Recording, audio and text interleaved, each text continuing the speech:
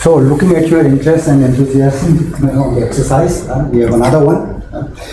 One was on process and process design, how you went from block flow diagram to process flow diagram, ENID, we did material balance, also the economic calculations, right? And as I said in the morning, we'll do another exercise, what we learned from safety session. So what I will do in the next 5 minutes, just repeat once again what we did in the safety session, right?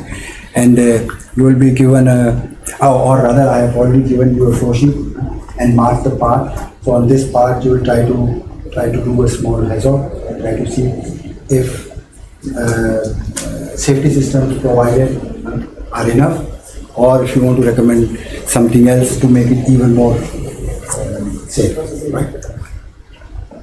So we'll skip all this and just a small reminder for 5 minutes on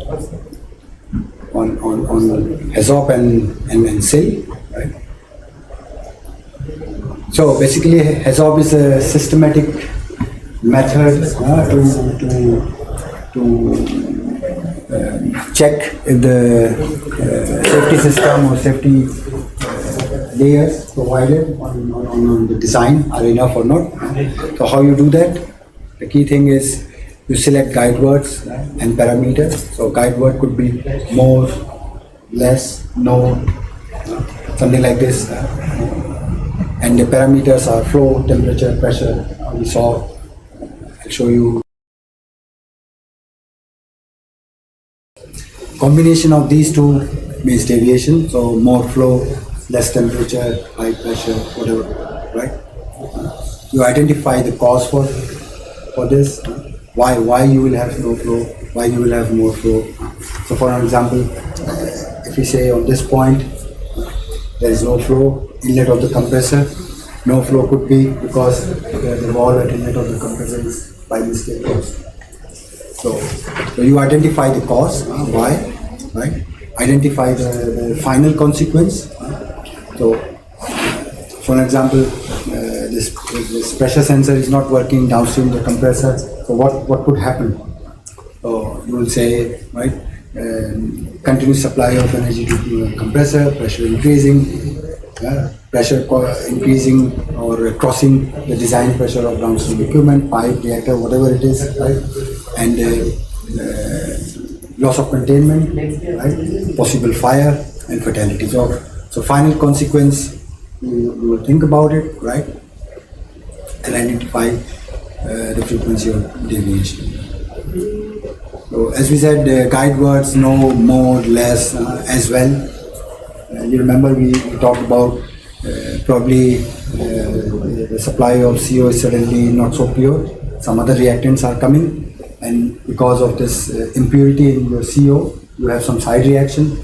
The reaction is much more exothermic and pressure can increase, right? So as well, that's what is meant by more than part of CO is not completely pure, reverse, other than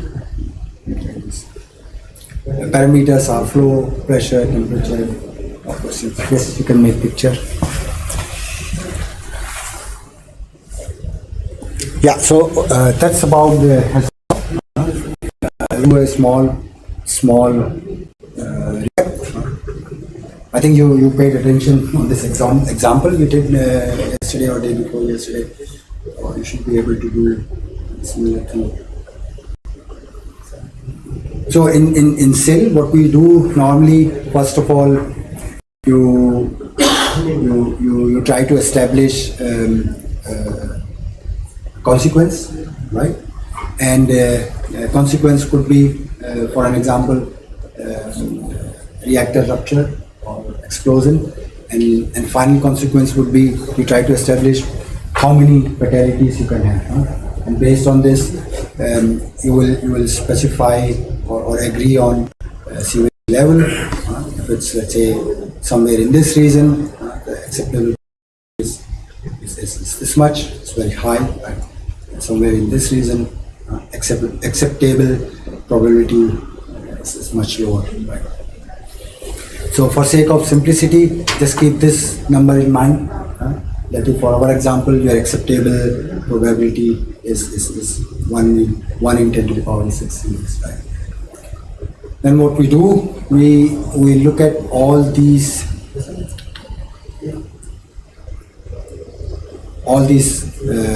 protection layers, right? And you have probability of failure of each layer, right? So if your process control loop is not working, there is a probability of failure of this loop, there is a probability of failure of alarm going up and operator or responsible person not reacting. There is a probability a safety system like this PZ, which will shut off the feed.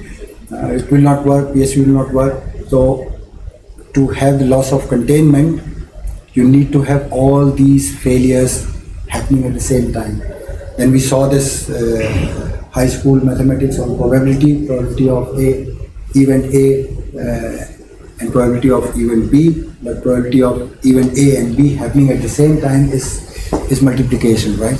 So that's how you specify probability of failure on demand of these systems, and finally come to probability of failure of all of them together, and see if this number is higher than your acceptable risk or acceptable probability. You need to specify the safety integrity level of your safety system, right? So we did a small example on this one also. Maybe you can, I'll keep this on the screen. So this will give you some typical probability of failure of things, right? Yeah, so we did an example on one loop, and we found that the risk reduction factor required is somewhere around 1 to 10. So 1 to 10, that means it's in level 1. If risk reduction factor means our acceptable probability is 1 10 to the power minus 6. If with all the layers multiplication you end up with 1 10 to the power minus 4, that means risk reduction factor required is 100, 10 to the power 64. And 100 means somewhere it's a simple system, but if risk reduction factor required is high, your integrity level must be high. And we saw so single sensor, single solver, and for one final element, one pressure transmitter, one solver or one processor, and one final element or one ball. That's enough, still one. But if you have to increase its effectiveness, you go to double or triple sensors. So sometimes you have 2 or 3 PTs, right? Solver is most of the time 1, but for very high safety system, you even have a redundant solvers. So the solvers can also do miscalculation. And one element, final element, is not enough, so you have 2 controllers. So if you see this one, single, and if you go 2 of this, or 3 of this, and 2 of this, so probability of this loop failing is much lower. You have 3 sensors, right? If one fails, you have other 2, right? You have 2 final elements, so already the probability of this loop failing is already 4 times lower compared to this one. So once again, you agree, or we already agree, that your acceptable probability is 10 to the power minus 6. You will see the system here, and it's marked here. You will see what are the layers of protection already there, and you will calculate once again the probability of failure of all these layers in combination. If this number is higher than 10 to the power minus 6, you establish what's the risk reduction factor required. Based on this, you recommend probably for an example, you say on this PZ, probably I will put 3 pressure transmitters, and 2 shutoff points, something like this. Okay. So as I said, we will keep this slide on show. We don't want to have a explosion, rupturing of your drum, high pressure steam going out. So we installed PRV, PSV, whatever you want to call it, But the final safety element, the final protection, design pressure is 47 as an example.